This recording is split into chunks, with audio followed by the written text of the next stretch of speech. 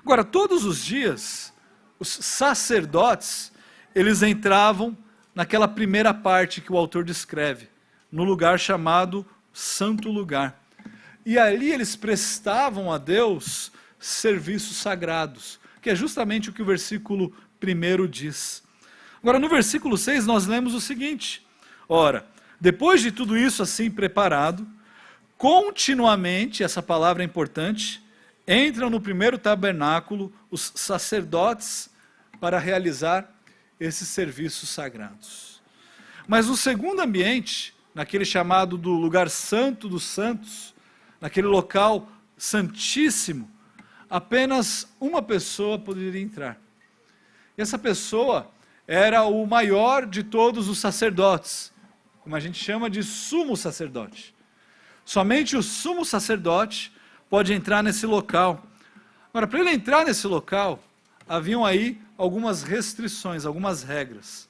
Em primeiro lugar, ele só podia entrar nesse local sozinho. Em segundo lugar, ele só podia entrar nesse local uma vez por ano. E em terceiro lugar, ele deveria trazer sangue dos sacrifícios que eram realizados e que era realizado por si próprio e também pelo povo. Então ele não deveria aparecer ali naquele local a qualquer momento, mas uma vez só por ano, sozinho, e ele teria que levar o sacrifício, o sangue do sacrifício que foi realizado por ele mesmo e também em nome do povo. Isso fica claro no versículo 7, que diz: mas no segundo, o sumo sacerdote, ele sozinho, uma vez por ano, não sem sangue, que oferece por si e pelo pecado de ignorância do povo.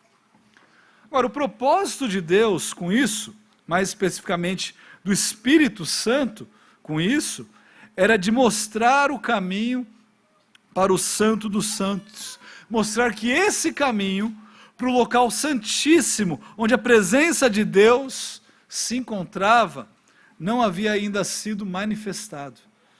Pois o tabernáculo físico, esse tabernáculo em que eles realizavam essas ações, ele ainda existia, ele permanecia. Isso fica bem evidente no versículo 8, que diz assim: querendo com isso dar a entender o Espírito Santo que ainda o caminho do santo lugar não se manifestou, enquanto o primeiro tabernáculo continua erguido. Ou seja, isso era uma demonstração palpável, algo objetivo, claro, que era presente no dia a dia deles, uma demonstração de como o povo podia se achegar a Deus. O povo da antiga aliança, antes de Cristo, se achegava a Deus por meio da realização desses holocaustos que eram oferecidos no tabernáculo. Existia uma série de regras que deveriam ser cumpridas, que levavam o povo a poderem ter os seus pecados cobertos e não apagados pelo sangue dos animais que eram oferecidos ali. E o relacionamento deles para com Deus acontecia ali, nesse tabernáculo. E por meio desses atos, então, ficava evidente para o povo a necessidade de um mediador. Quem que era esse mediador? O sumo sacerdote. O sumo sacerdote que entrava uma vez por ano no Santo dos Santos com o sangue do sacrifício oferecido, era aquele que mediava entre o povo e ele mesmo e o próprio Deus. Isso demonstrava para o povo a incapacidade dos sacrifícios dos animais de removerem os pecados deles. Isso demonstrava para eles que o relacionamento deles com Deus era um relacionamento intermediado. Não era um relacionamento direto. Eles não tinham aquilo que nós desfrutamos hoje, se nós podemos assim dizer, como um relacionamento completo ou direto. Agora, tudo isso servia de ilustração ou de uma parábola. A palavra parábola, ela vem do grego, né? Significa basicamente lançar ao lado, né? Ou seja, quando você lança uma parábola, o que você quer é ilustrar algo, trazer algo à clareza. Mas a parábola também pode ser usada para esconder o significado de algumas coisas. O próprio Jesus fala sobre isso. Então, o texto no versículo 9 nos diz que isso é uma ilustração para os nossos dias, indicando que as ofertas e os sacrifícios oferecidos não podiam dar ao adorador uma consciência perfeitamente limpa. Tudo isso que o autor está falando até agora era para demonstrar aquilo que Cristo viria a realizar.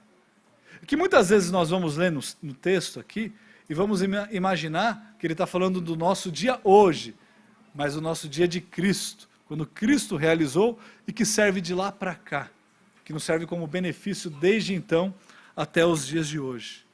Ou seja, em suma, tudo que era realizado era uma demonstração da necessidade de Deus por parte do povo.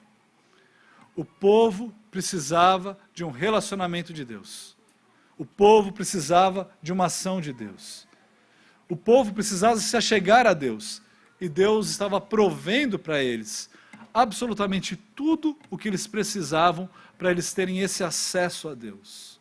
Ainda que o pecado deles fosse encoberto e não naquele momento fosse apagado ou retirado.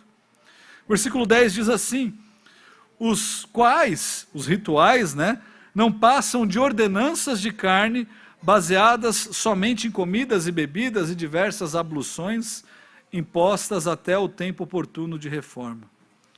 Então, todos esses cerimoniais, toda a realização desses ritos, todos os sacrifícios, todas as ordens obedecidas tinham um propósito, mas o propósito se findaria com a vinda de Cristo, no tempo oportuno de reforma. Mas isso se deu, então, até o cumprimento da segunda aliança, que foi estabelecida por Cristo. Se na antiga aliança, esses eram os meios de você se aproximar a Deus, agora na nova aliança, em Cristo, nós temos acesso total e completo a Deus. E isso é um motivo de nós regozijarmos, nos regozijarmos. Em Cristo, nós temos acesso total e completo a Deus. Irmãos, Cristo veio, e quando ele chegou, naquele tempo oportuno, como nosso sumo sacerdote, ele adentrou o maior e mais perfeito tabernáculo, os céus, o lugar santíssimo. Versículo 11 diz assim: quando porém veio Cristo como sumo sacerdote dos bens já realizados, mediante o maior e mais perfeito tabernáculo, não feito por mãos, quer dizer, não desta criação. Cristo adentrou os céus.